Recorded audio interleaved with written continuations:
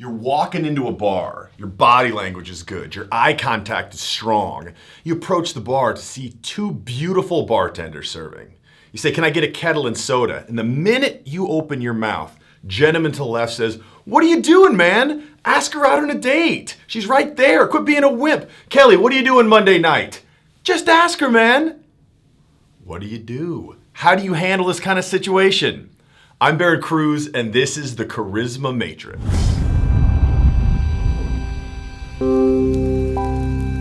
One of the biggest fears that people have when going into social situations is that they will look bad, and more importantly, look bad in front of other people. So that situation that I laid out was actually something that just happened to me last week. And I'm going to explain to you the way I look at it, everything that I read into as this dude was doing this to me, and how I handled it. And then I'm also going to break down a few alternate scenarios that you could have used to handle it if you didn't want to take the one that I used.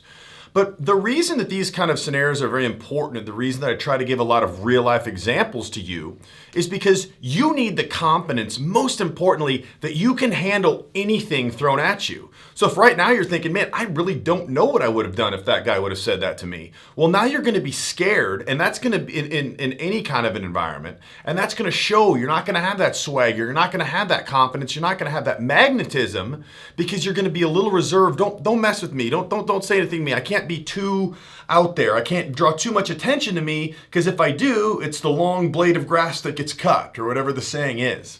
So we got to get around that. We got to be 100% sure that in any situation we can handle ourselves socially. So let's start with this one.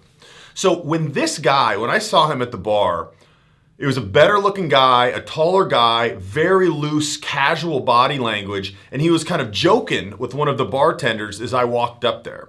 So what I was inferring as I walked up is this guy probably knows a lot of people, maybe even as the manager here. This is obviously before he said this to me, because I doubt a manager's going to say that to me.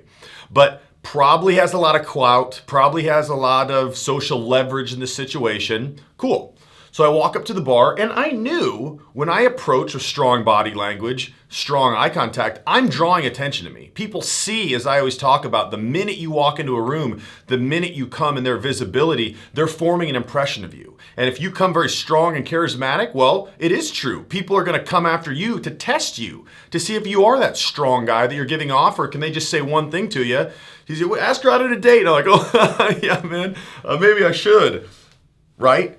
90% of people are going to do that. He's going to put them in their place, and now he's the alpha in the room. He's the one dictating who's able to have that confidence, and it's him. We don't want that. You know, I talked about before how people do little kind of chips at you to test how confident you are. For instance, like in Starbucks in line, if you're talking loud to somebody behind you may just kind of give you just kind of a brief kind of look like you're talking a little bit too loud, just to see how you react, because so many people will fall in line when someone does that.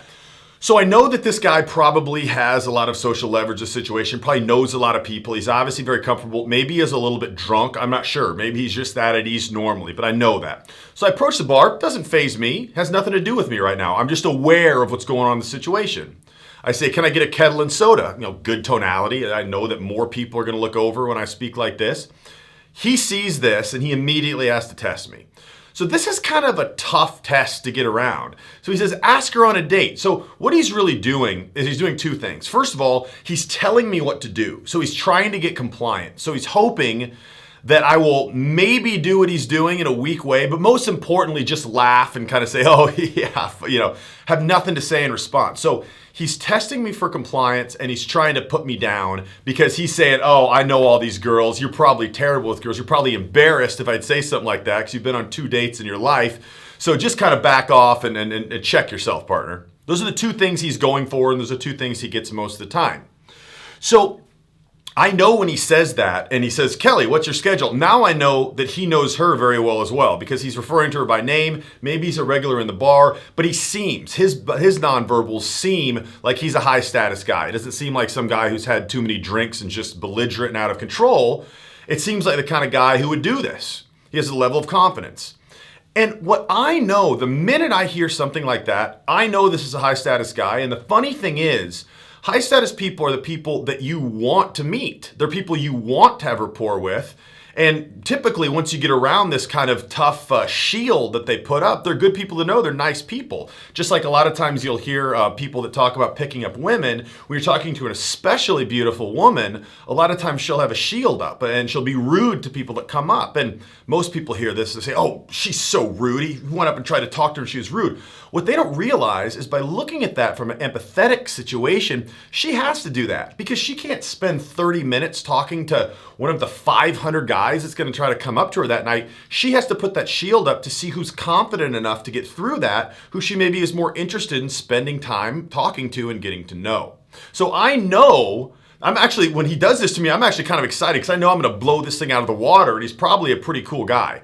And one more point on that, these high status people, whether it be a CEO in a corporation or an entrepreneur you want to meet, they have to have these shields up for the same reason that the cute girl in the bar does, because everyone wants something from him. Everyone knows if I can befriend him and get some rapport, it's good for me. So they have to have kind of this evasive, aloof front, because if somebody really has a reason to talk to them, then they're going to get through that and they're going to be persistent through that, but it's not easy because it exerts social pressure. So he finishes, ask her out on a date. So now I'm feeling the social pressure because both of these waitresses are looking at me. Now there's other tables around looking at me too. Because I ordered loudly, that got a little attention. And then when he was telling me to ask her on a date, that got even more attention. So people are interested. What's going to happen? Now it's kind of a battle. It's a rivalry. Who's going to fold? Who's going to win? So I've got a lot of social pressure on me. So the technique that I used was one where you infer that they're just the best in a joking way. Teach me, show me how to do it. That's kind of the mindset you want to have from somebody. So what I said was, oh yeah, man, you're absolutely right. Wait, you got to show me how to do this. Let me get on my notepad. So I'm going to get a limousine. I'm going to get a dozen roses. Come on, what else, man? What do I need? Okay. So now I'm playing into his joke. I'm not taking it seriously. And I'm saying, you're the champ, man. You got to teach me in a very kind of condescending way. So now the bartenders are kind of laughing a little bit, not too much because this guy has high status. So they don't want to laugh because this new guy came in, but they're kind of chuckling.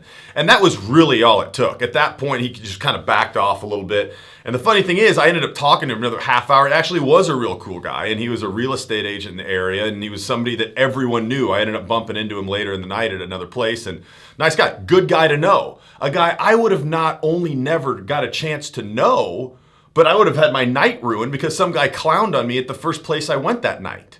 So really the two things that I did was, number one, you can't be swayed by the social pressure, because if you are, you're never going to have a good line back. Because if you present that in an unconfident way, he's going to bulldoze me. So if I was like, yeah, man, what should I do? He's going to be like, oh, man, come on. You got to know how to do this. You ever asked a girl out before? He's going to bulldoze me. So you got to come. Like, it's almost like one of those things where you see like an animal that's very coy, and then it's like not doing anything, and something's kind of attacking it, getting closer. You're like, is he going to do anything? And then all of a sudden the animal just goes crazy, right? A little bit like that. And I'm just kind of drawing these correlations as we speak, but I come in, strong but aloof. He says these jokes, and all of a sudden I'm, oh yeah, man, you got to show me how. Let me get out my notepad here. So we're going to start with a dozen yellow roses, the color of yellow canary diamonds. And we're going to get a limousine. What else, man? Come on, what else? This is an important deal. I'm about to ask her, right?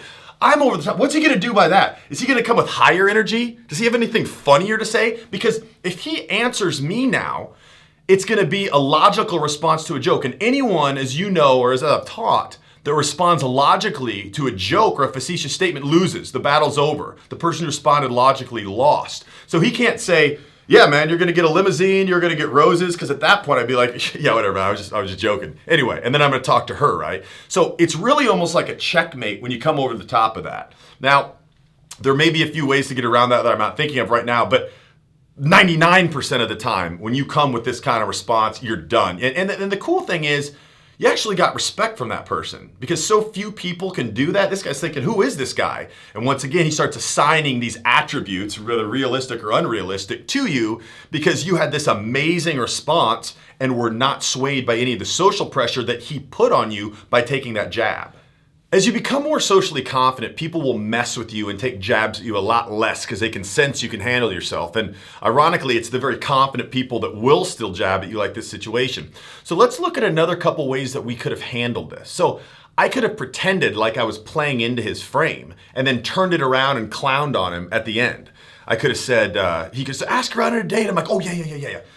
Anna, I've loved you ever since I set eyes on you, and I really went out of my way. Our limo driver is here. He's also very proficient in making balloon animals. What do you want? He's going to make you anything. He's right here. Go ahead, request. The sky's the limit. Okay? So at first he thinks you're playing into it, and then you clown on him at the end. I mean, there's a million things you can do, but the most important thing is to not be swayed and don't buy into his frame. Make fun of it, go over the top, go underneath it, go around it, but don't be non-responsive, because that's what most people are going to do. They're going to hear that, they're going to feel the social pressure, and they're just going to kind of laugh. They're just going to, yeah, man. So you're from around here, right? They're going to try to change the subject. They're very uncomfortable. They're trying to diffuse the social pressure. We're going to be that animal in the grass that's going to strike, whether it be right over the top. Teach me how to do it, man. Oh, what have you been on, like 100 dates in your life? God, where does it start? Where does it start, with the roses? Or, baby, I've known you. We got our personal limo driver. He has a Madrid of talents, including animal balloon making, right? A lot of things we can do. They're all funny. But the best thing is, when you're challenged like this and people are looking at you, when you can respond like that, my social value just went through the roof with everyone who was in an earshot of that interaction. Everybody wants to know who you are. Why is this guy able to do this? Is he always in front of people? I always love to list off these attributes because they're very real. For instance, when I was leaving that place, the manager came up and started talking to me, and I said, yeah, it's my first time here. He's like, oh, well, come back later tonight, man. I'll get you a couple rounds of drinks. It's all good. So they're not going to do that to everyone that walks in. The manager was 15 feet behind me, and he saw the whole thing go down. So that's a great illustration, and that's a great concrete example of how people pick up on that who weren't even involved in the situation. I didn't even see him. He was behind me 15 feet. I didn't know he was in an earshot, but obviously he was, because he's not going up to every dope that walks through there, inviting them back and inviting them with a couple rounds of drinks. So have fun with it. The next time you're hit with a real intense jab and you're feeling like you're kind of underwater and you can't breathe and you're got this social pressure and you're getting tight and you're tense, and what are you going to do? Think, this is my time to go from 0 to 100 in 15 seconds. Everyone's going to see me handle this. This is going to be amazing. This is literally how I feel when I'm approached with stuff like this, because you know you can handle it. And once you handle it once, well, you find that most of these kind of jabs that you'll experience are the same thing over and over. So although this wasn't a premeditated canned response, it was off the hinges, the theory, the premise, he's going to teach me something. He's the best. Or act like you're playing in and flip it at the end. So a lot of times you're going to be able to use these two kind of techniques to combat this no matter what the guy says to you. So get confident, get pumped, feel that grandiose when he says that to you. Ask her on a date. Feel that confidence. Know you're going to kill this guy. You're going to win the battle. You're going to come across as a high value person to everyone within an earshot. So one more time, how are you going to handle it? Hey, kettle and soda. Hey man, what are you doing? She's right there. Ask her on a date. Is this going to be your first big date? Kelly, what are you doing on Monday? This guy's got a big question for you. Go ahead.